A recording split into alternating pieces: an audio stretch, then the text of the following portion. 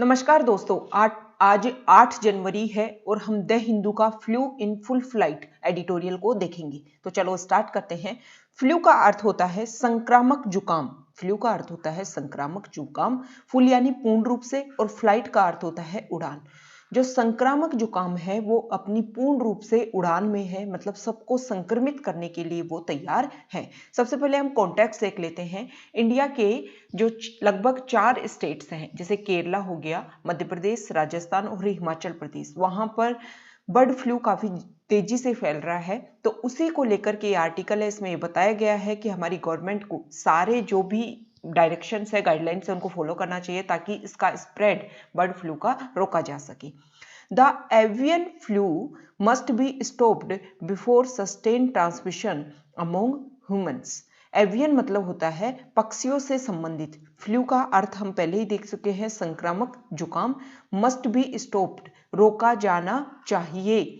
Before से पहले, किससे पहले? Sustained transmission. सस्टेन का मतलब होता है निरंतर, ट्रांसमिशन का अर्थ होता है संचरण। अमोंग ह्यूमंस, ये जो पक्षियों से संबंधित जो फ्लू है, जुकाम है, उसको रोका जाना चाहिए। किससे पहले रोका जाना चाहिए? जिससे पहले कि वो इंसानों में निरंतर रूप से इसका संचरण हो जाए, उससे पहले इसको रोका जाना चाहिए। जस्ट 3 months आफ्टर इंडिया, सिर्फ 3 महीनों के बाद में ही, जस्ट तनिक 3 महीनों के बाद में ही India declared itself to be free of avian influenza.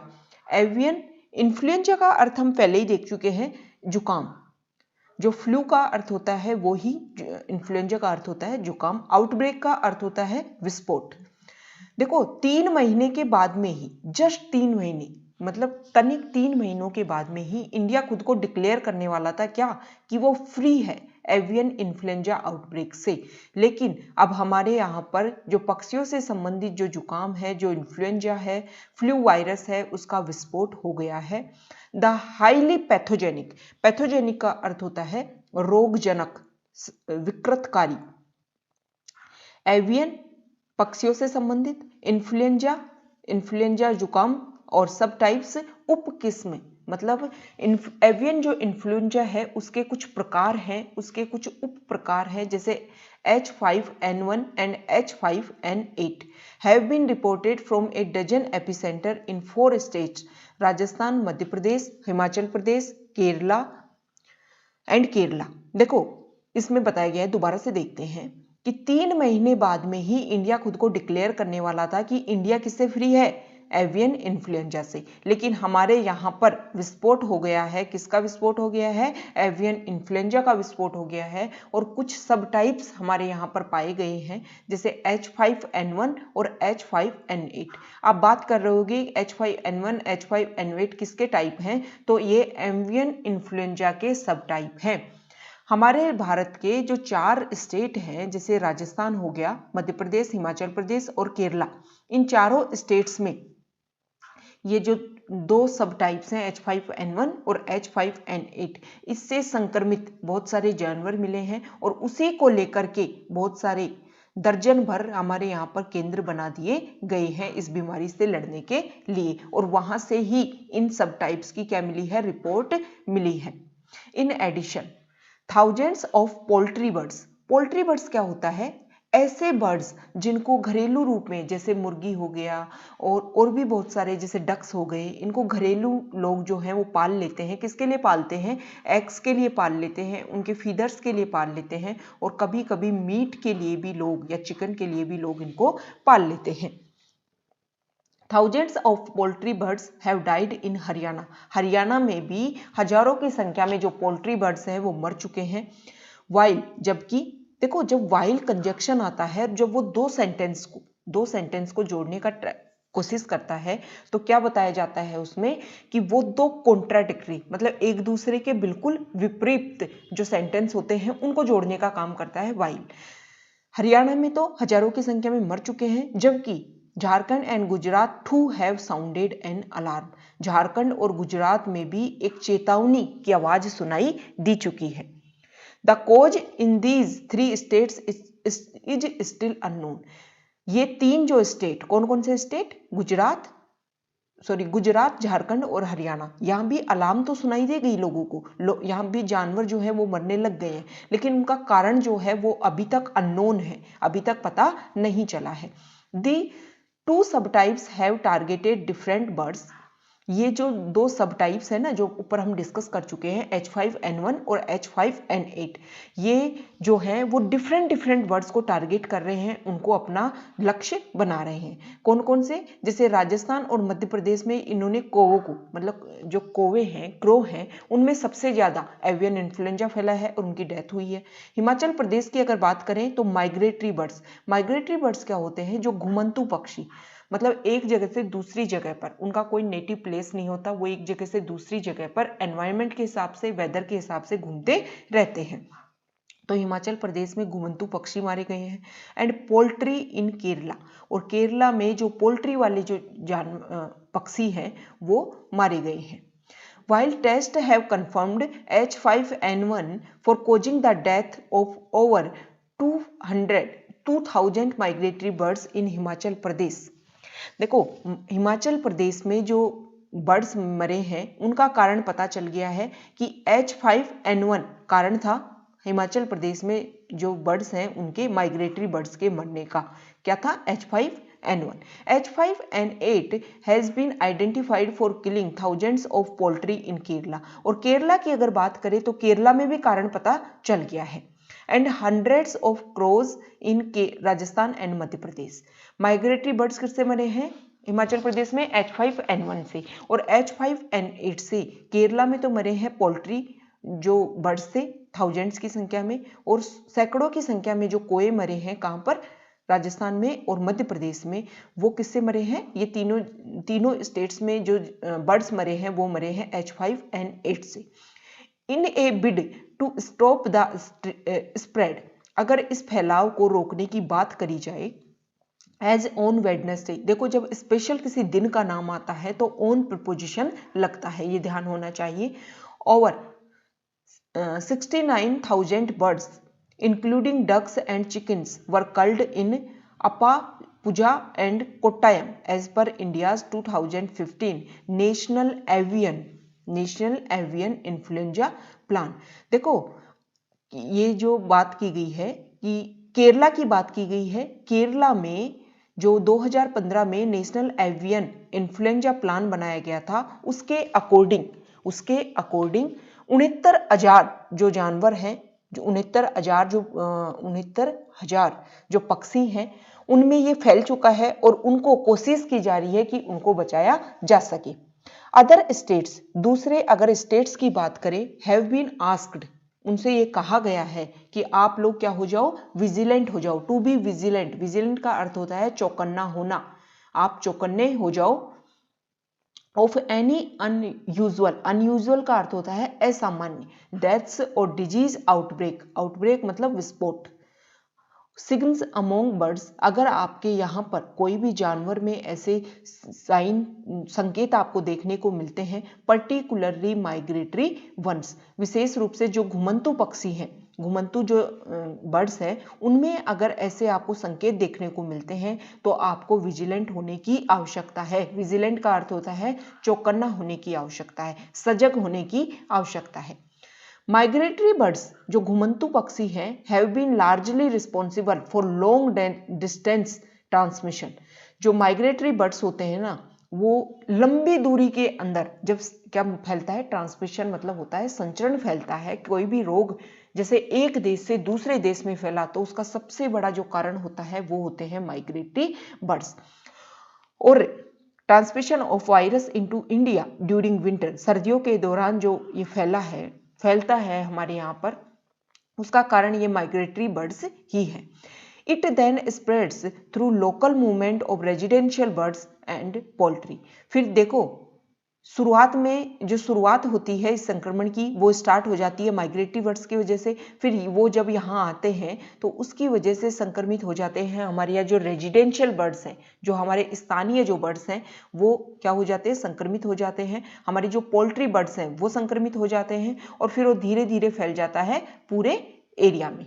Movement of man and material from poultry farms to has been a cause for further spread.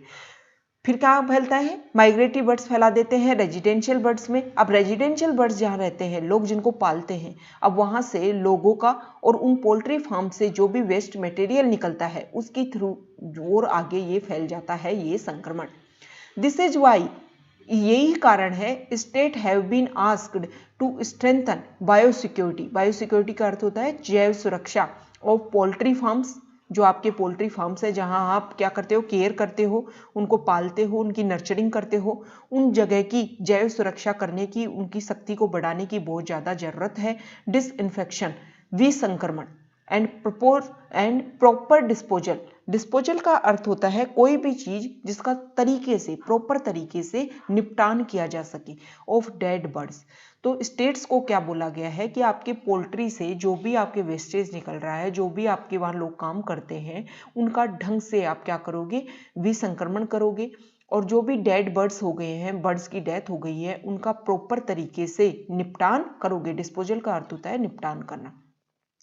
With backyard rearing, rear का अर्थ होता है रियर वर्ब होती है, और verb को जब हम नाउन बनाना है तो उसमें जोड़ देते हैं आईएनजी। तो यहाँ रियरिंग हो गया नाउन, और रियरिंग का अर्थ हो गया पालन पोषण। Of poultry birds common the task of elimination. Elimination का अर्थ होता है उन्मूलन, विल बी पर्टिकुलरली डिफिकल्ट। देखो हमारे इंडिया में क्या होता है कि लोग अपने घरों में इन पोल्ट्री बर्ड्स को, जैसे चिकन्स को, डक्स को, इनको पाल लेते हैं। अब इसकी वजह से जो ये एवियन इन्फ्लुएंजा फैल रहा है, उसको विशेष रूप से उसका उन्मूलन करना एक बहुत ही ज्यादा कठिन क्या होगा, काम होगा। एक minute. A recent European Food Safety Authority report, एक यूरोपियन फूड सेफ्टी अथॉरिटी की रिपोर्ट आई है, उसने ये बोला है कि 561 avian influenza detection were made between August to December in 15 European countries and the UK में, और 15 यूरोपियन कंट्रीज में अगस्त से दिसंबर के बीच में एवियन इन्फ्लुएंजा के क्या मिले थे, कुछ डिटेक्शन, कुछ संकेत मिले थे। द वायरस वाज प्रीडोमिनेंटली का अर्थ होता है विशेष रूप से, प्रधान रूप से, found in wild birds. Special रूप से ये संकेत किन में मिले थे, वाइल्ड बर्ड्स, जो जंगली जो पक्षी होते हैं उनमें मिले थे। एंड ये few in poultry and captive birds. Poultry वही जानवर, वही पक्षी जिनको घरों में पाल लिया जाता है, एंड कैप्टिव बर्ड्स होते हैं जिनको घरों में पिंजरे के अंदर बंद करके रखा जाता है, वो होते हैं कैप्टिव, मतलब बंदी जो बर्ड्स होते हैं, इनमें इनके अवशेष देखने को, संकेत देखने को मिले थे। H5N1 and H5N8 were 2 of 3 subtypes found in Europe. Europe में जो भी सबटाइप्स पाए गए थे इस एवियन इन्फ्लुएंजा के, उनमें से कुछ सबटाइप्स में H5N1 और H5N8 भी क्या था, मौजूद था।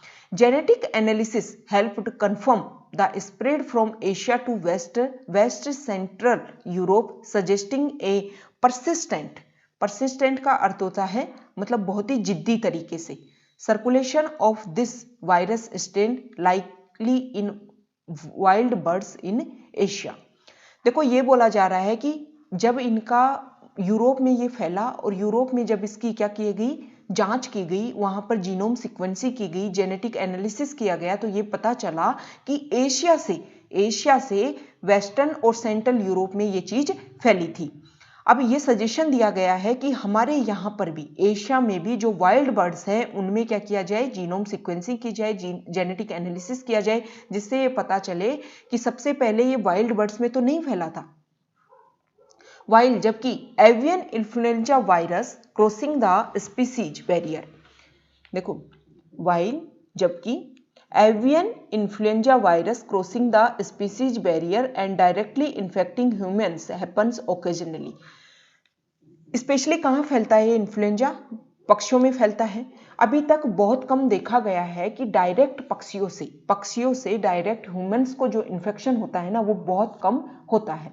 And human to human man spread has been rare, और एक मानव से मानव में जो स्प्रेड होता है इस फ्लू का, वो भी बहुत रेयर, ना के बराबर होता है। बट म्यूटेशन क्या होता है कि कुछ चेंज होके उस वायरस में कुछ नया रूप आ जाए, उसको बोलते हैं म्यूटेशन। और genetic रिस्टोरमेंट of an avian influenza A virus and a human influenza A virus in a person can create a new influenza A virus that could likely result in sustained निरंतर transmission संचरण between humans, thus increasing the risk of a pandemic influenza।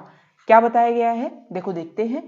इसमें बताया गया है कि जो avian influenza है वो तो मानव में फैलता है कम, तो ज्यादा टेंशन की बात नहीं है, लेकिन ऐसा हो सकता है कि पक्षियों में जो एवियन इन्फ्लुएंजा है उसमें कुछ म्यूटेशन हो, जो ह्यूमंस में जो इन्फ्लुएंजा वायरस है उसमें कुछ म्यूटेशन हो और एक नया ही इन्फ्लुएंजा ए वायरस बन जाए और वो फिर धीरे धीरे लोगों को इफेक्ट करने लग जाए। इसकी वजह से जो लोग हैं वो बहुत ज़्यादा इफेक्ट हो जाएंगे, बहुत ज़्यादा परेशानी क्रिएट हो जाएगी और ये जो पेंडेमिक बन सकता है, ये इन्फ्लुएंजा जो है वो इतना खतरनाक हो सकता है कि पेंडेमिक तक की इसकी रिस्क क्रिएट हो जाए। हेंस इस प्रकार ऑल एफर्ट्स, सभी जो प्रयास किए गए हैं, should be directed eight stamping out the outbreaks in the affected states.